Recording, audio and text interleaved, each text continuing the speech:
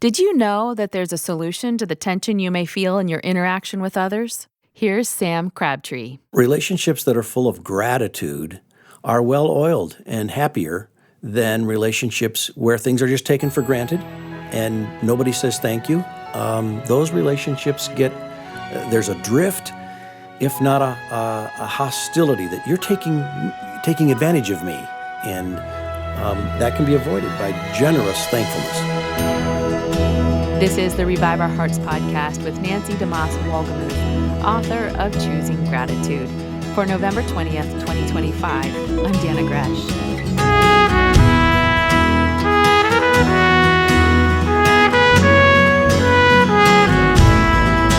So, speaking of gratitude, have you experienced the power of a thankful heart?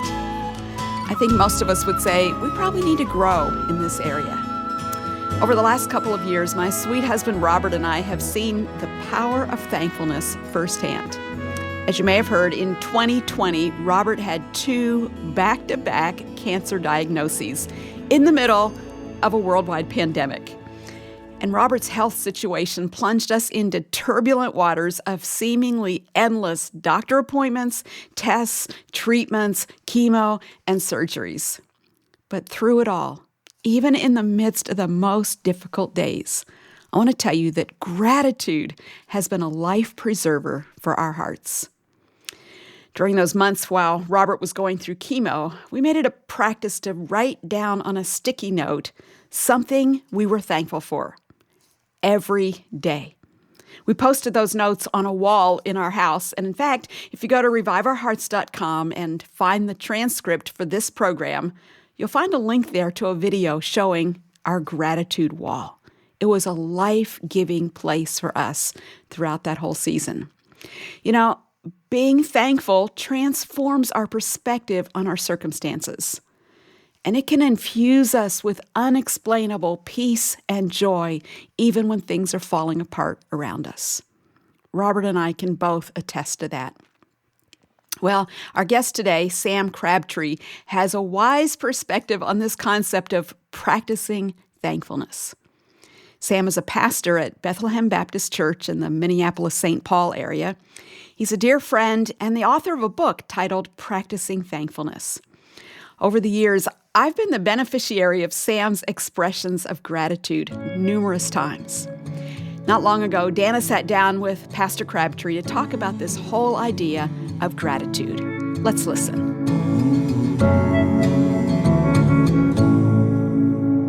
Sam, what are you thankful for today? Wow.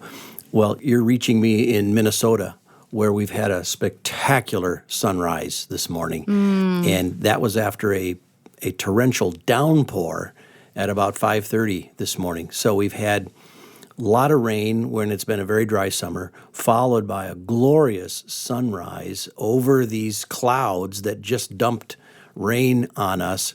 And that's the first thing that pops into my mind. It's kind of temporal and maybe shallow in one sense, although Jesus did tell us in his Sermon on the Mount that he makes the sun to rise on the good and on the evil, and he sends the rain on the just and on the unjust. So through that sunrise over those clouds, I can be grateful for God's common grace to us all. Wow. You made a sunrise rather, very theological. Well, everything is about God. I mean, it's all from him and through him, and if we think right, it's to him. Yeah. And so you can connect God to anything at all. Yeah. And I guess that would be one of the distinct differences in someone who doesn't know the Lord driving down the highway and seeing that magnificent sunrise today and expressing thanks, and our thanks, because we do attribute it to God. We do direct it back to him. Would you say that's one of the big distinctive differences as to how a Christian gives thanks versus those who don't know the Lord?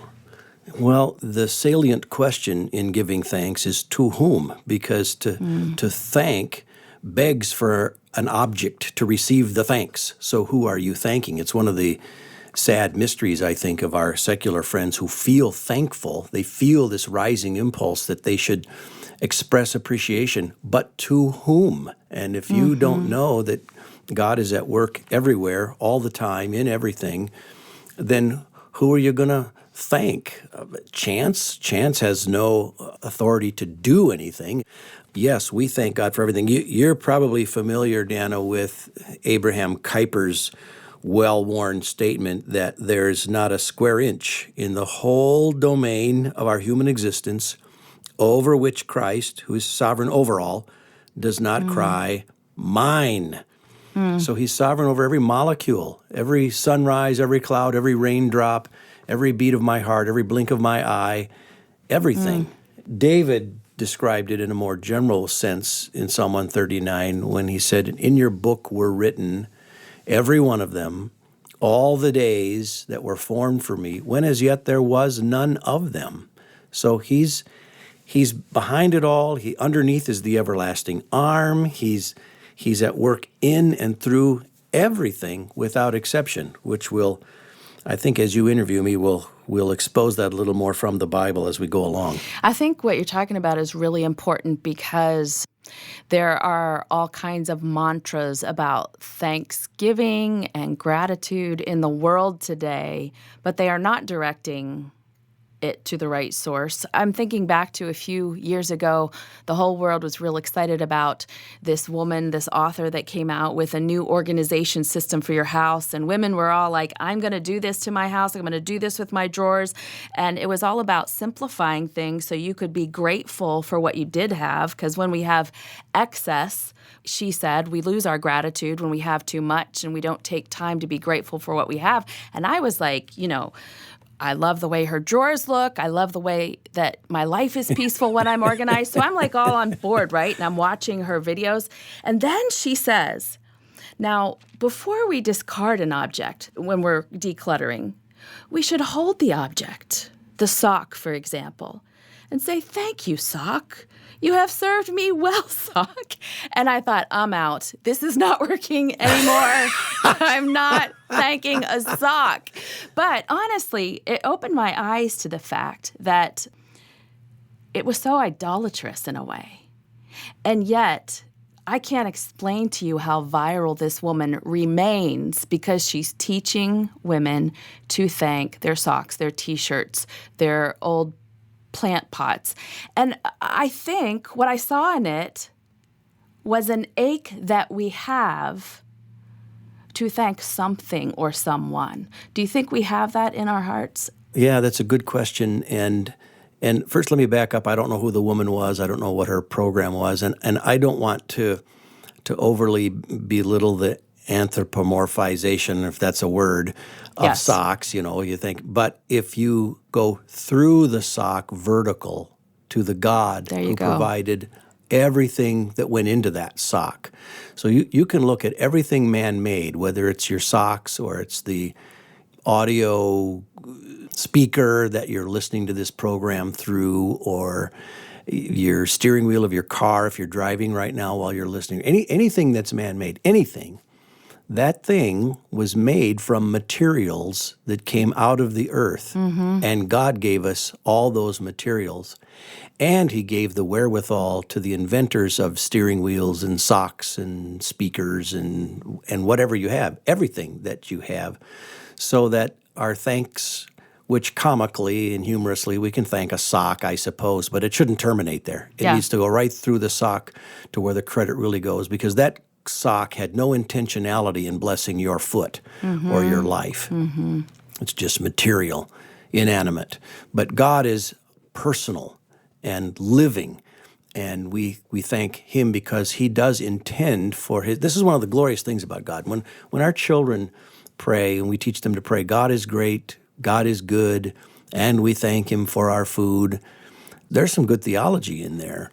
And one of the wonderful things about God is that He takes His greatness and He fastens it upon His good intentions toward us, to bless us, to do us, to not stop doing us good, He says, and that we'll end up with pleasures at His right hand forevermore.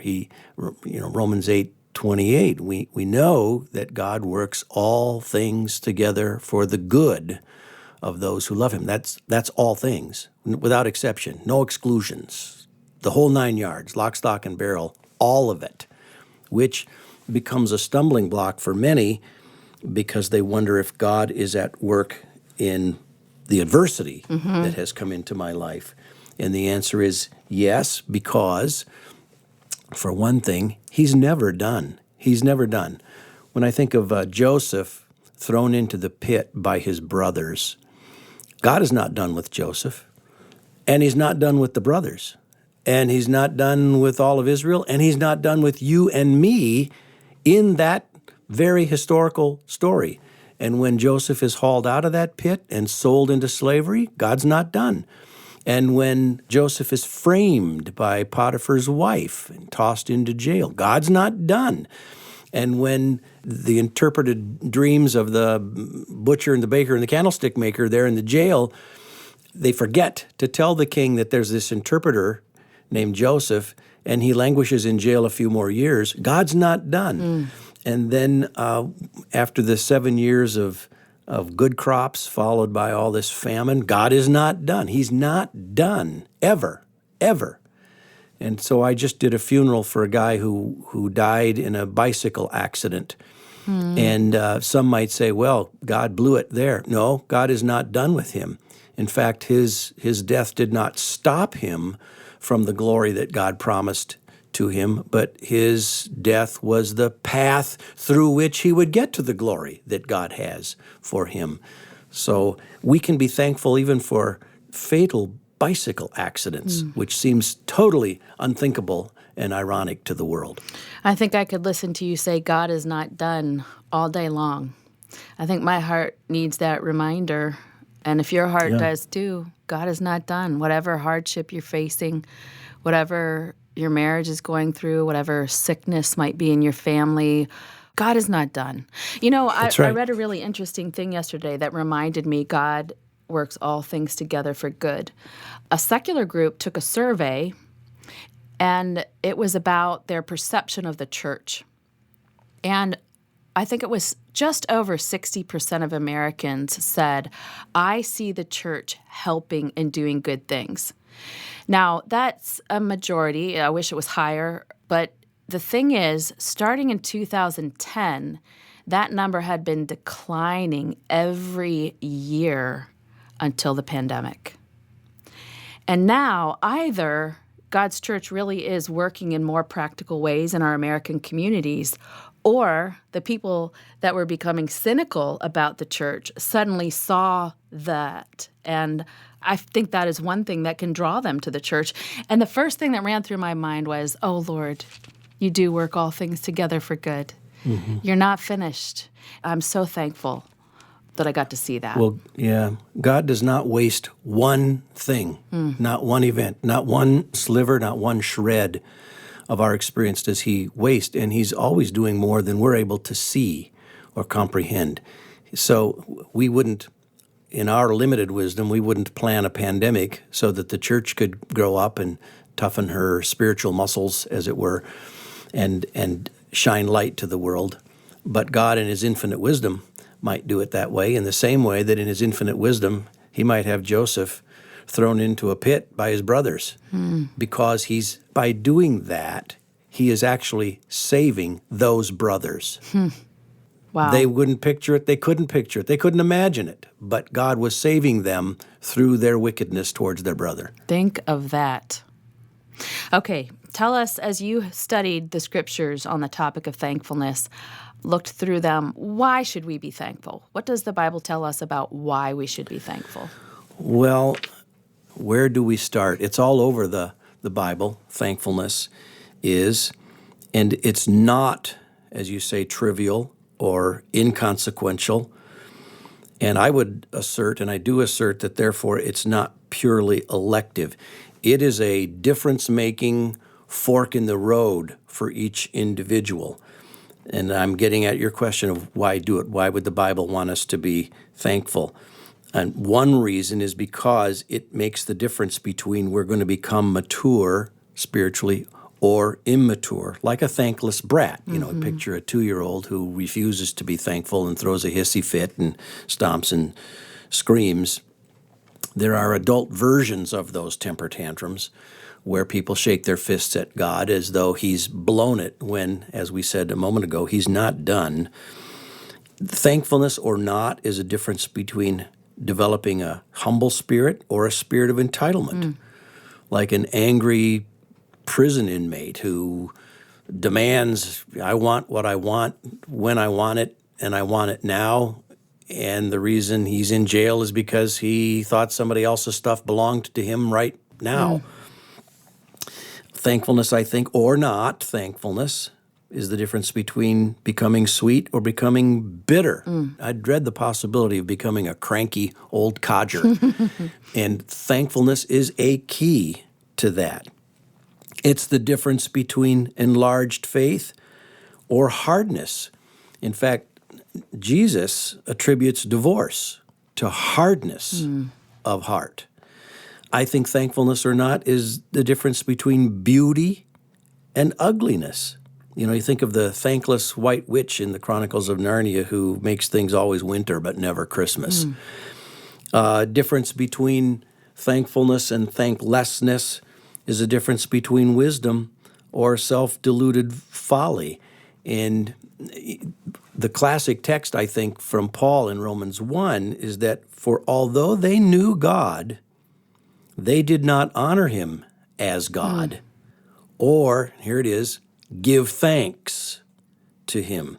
But they became futile in their thinking, and their foolish hearts were darkened.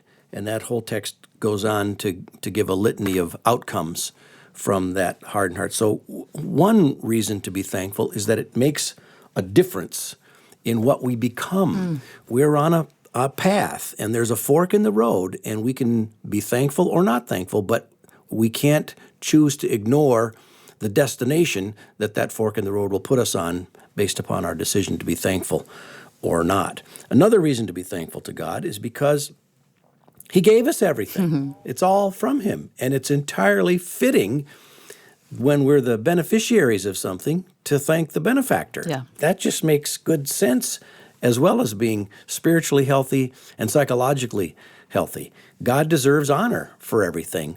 Many people, when they think of thankfulness, many Christians think of 1 Thessalonians 5 that says, in everything give thanks. And that's right. That's a good text, and it's a simple phrase to remember, in everything, as though I'm skiing down the hill and I break a leg. Well, in that situation, I can be thankful I didn't break both legs or break my neck or something like that. And that's true. It's valid to thank God for a bunch of things that I don't have leprosy. I can be thankful for that. That's legitimate. But the Bible doesn't only have 1 Thessalonians 5.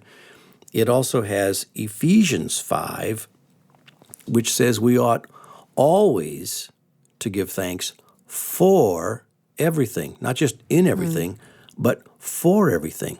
So it's a biblical command, and it's a fitting command because God has given us everything.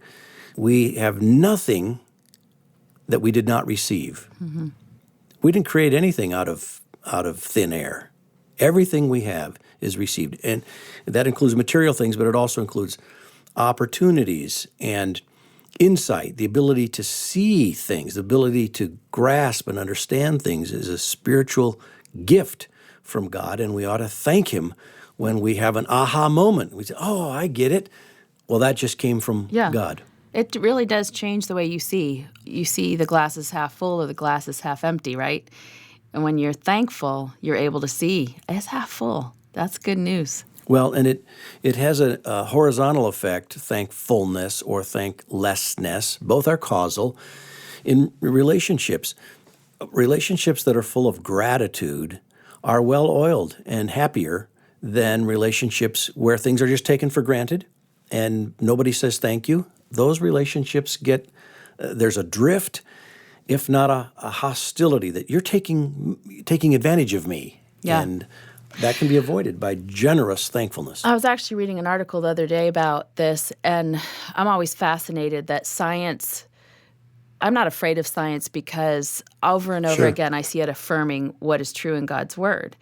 And when we are thankful, it releases serotonin in our brains, And that makes us feel peaceful. And so this article was saying the relationships where more thanks is expressed tend to be the ones we are drawn to because we feel more peaceful in that relationship. And I was like, oh, that sounds like the positive consequences of God's word blessing our relationships.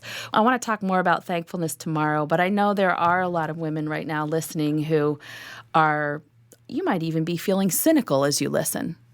Thankfulness seems hard because you think, but you don't know my husband, but you don't know my circumstances, but you don't know what my family's walking through, or you don't know how lonely I feel.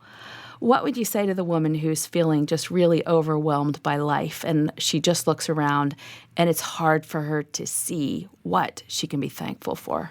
Well, first of all, I know what it feels like to be overwhelmed, and I know what it's like to feel pressure. I know what it's like to feel disappointment. I know what it's like to feel betrayal. I think those feelings, I don't want to diminish those feelings in that woman. Those are real. They are burdensome. They are a drain.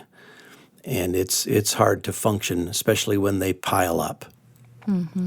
Second, I would say that though I don't know her husband, and I don't know her physical ailments, and I don't know the particularities of her circumstances, I do know her God. And her God is sufficient in all of these things, without exception. There's never a time when he's not sufficient. As the writer of Lamentations says, these things I call to mind, and therefore I have hope. Great is your faithfulness. I mean, his mercies are new every morning. And there is a tailor-made, customized, enabling grace for that woman's circumstances, whatever they may be. There's no exception. And so we look away from our circumstances to the God who is working all things together for the good of those who love him, including difficult husbands and health issues and financial pressures and rebellious children and whatever can be draining a person. I think we can become thankful when we haven't been thankful. God is able to grow us in that respect, and so we can ask for it. We can ask for his help. I think of thankfulness as being a divinely given spiritual ability to see grace. And it's the corresponding desire to affirm that grace and the giver of that grace as good. Let me say that again, that my definition of thankfulness is a divinely given spiritual ability to see grace and the corresponding desire to affirm that grace and its giver as good.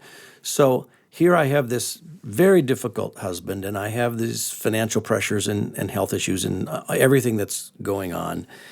And I can ask God to give me a thankful heart because it's a divinely given thing, and it's an ability to see.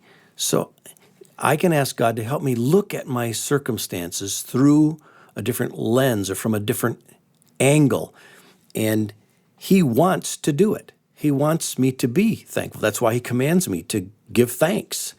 So he will help me do what he commands.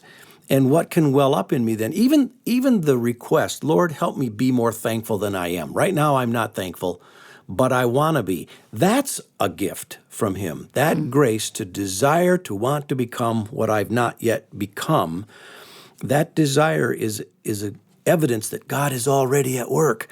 And so I can ask for an increase in my desire to affirm the enabling grace that he gives and to affirm him as good in giving me both the circumstances I'm in and the grace to respond to those circumstances the way would be most helpful and healthy and beneficial. I love that.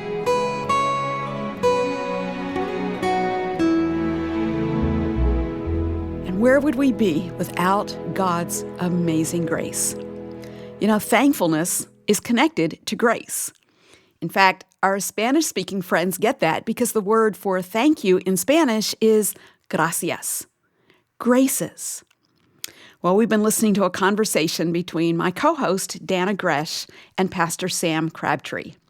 Sam is the author of a book called Practicing Thankfulness, Cultivating a Grateful Heart in All Circumstances. As I read this book, Practicing Thankfulness, the first time, I was freshly inspired by the beauty, the necessity, and the power of a grateful lifestyle. And I found myself thinking, every believer needs to read this book. I love that. You can find a link to Pastor Sam Crabtree's book linked in the transcript of today's episode at reviveourhearts.com. I also want to remind you that you can request your very own Revive Our Hearts calendar when you make a donation of any amount. This 2026 calendar features peaceful landscape illustrations, hand lettering, and quotes from Nancy's book, A Place of Quiet Rest. It's yours when you give at reviveourhearts.com or call us at 1-800-569-5959. Just be sure to ask for it when you make your donation. Tomorrow, Pastor Crabtree will help us look for something he calls a trail of God's blessings. Take the hamburger you're eating and say, you nourished with the sun, the grass, and your invention of photosynthesis combined the sunlight with the water and the carbon dioxide in the air, and you formed this grass which was eaten by a cow that has 4 stomachs, and they digested this stuff and turned it into hamburger for me. Thank you. tomorrow on Revive Our Hearts.